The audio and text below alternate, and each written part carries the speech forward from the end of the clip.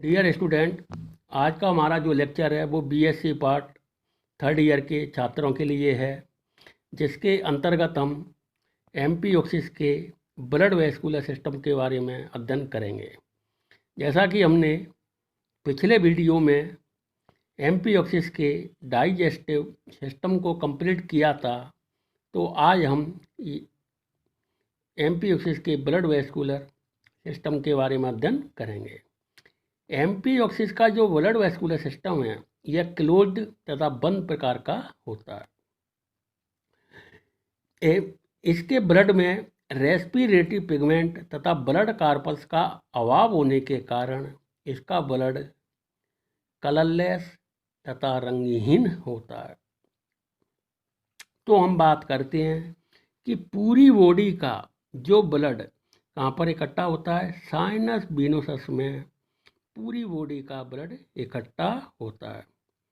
अब हम इसकी लेवलिंग की बात करें तो इसमें साइनस वेनोसस के ऊपर इसके ऊपर ये एंटीयर कार्डिनल वेंस स्थित होती है और इसके मध्य में मिडगट डाइवर्टिकुलम वेसल्स पाया जाता है।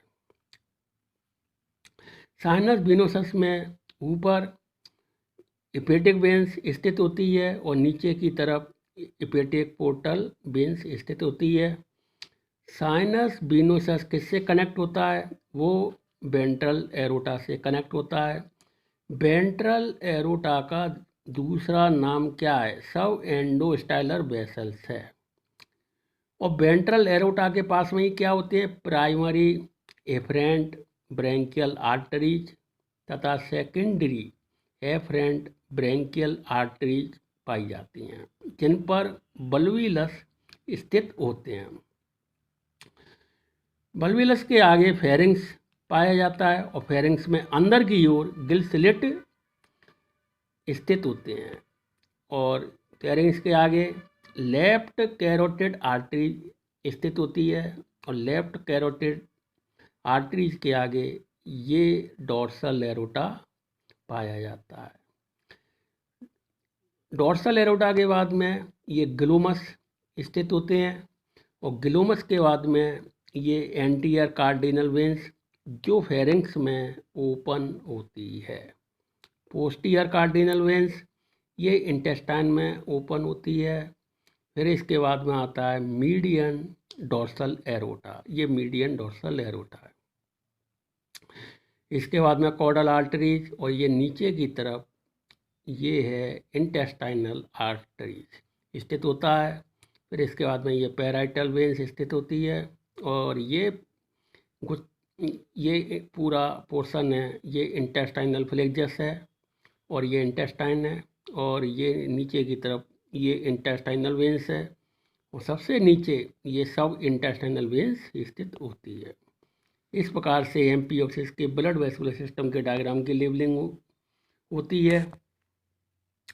तो हम बात करते हैं कि एमपीओक्सिस का जो ब्लड वेस्कुलर सिस्टम है वो क्लोज्ड तथा बंद प्रकार का होता है, क्योंकि इसमें हार्ट एब्सेंट होता है। हार्ट एब्सेंट है तो आप आर्टरीज और वेंस में डिफ्रेंशिएट नहीं कर सकते, क्योंकि इसमें हार्ट एब्सेंट होता है। Clear one. तो हम क्या डिस्कस करेंगे? ब्लड को तथा ब्लड वेसल्स के बारे में जानेंगे। एमपीओसिस का जो ब्लड है वो कैसा होता है? कलरलेस तथा रंगीन होता है, क्योंकि इसमें रेस्पिरेटरी पिगमेंट अनुपस्थित होता है। इसके कारण एमपीओसिस का ब्लड कलरलेस होता है। इसका मुख्य कार्य क्या है कि भोजन तथा खराब चीज़ों को ट्रांसपोर्ट करना जो बॉडी में ऑक्सीजन जो बॉडी में ये एक भाग से दूसरे भाग तक ऑक्सीजन और कार्बन डाइऑक्साइड के बजाय इसमें ब्लड सर्कुलेशन भी धीमा स्लो होता है तथा ब्लड प्रेशर भी कम होगा। अब हम बात करेंगे ब्लड वेसल्स के बारे में। तो सबसे फर्स्ट है साइनस वेनोसस। ये इस साइनस वेनोसस में पूरी बॉडी का ब्लड है वो इकट्ठा होता है और साइनस वेनोसस ये स्मॉल थिन बॉल्ड शेक जो फेरिंग्स तथा मिडगट डाइवर्टिकुलम के पोस्टीरियर सिरे के नीचे स्थित होती है। साइनस वेनोसस से वेंट्रल एरोटा निकलता है। यह एंडोस्टाइल के नीचे फेरिंग्स में मिड वेंट्रली बॉल में स्थित होता है और इसमें बहुत ज़्यादा ये लॉन्गिट्यूडिनल कॉन्ट्रैक्टाइल वेसल्स लगे होते हैं। जब primary efferent branchial artery grow करती हैं तो सेकेंडरी एफरेंट ब्रेंकियल आर्टरीज इन दोनों में आपस में जो इंटरकनेक्ट होता है, जो आपस में कनेक्शन होता है, वो सिनेप्टिक्यूली के द्वारा ये इंटरकनेक्ट होती हैं। इन दोनों में जो इंटरकनेक्ट है वो किसके द्वारा है?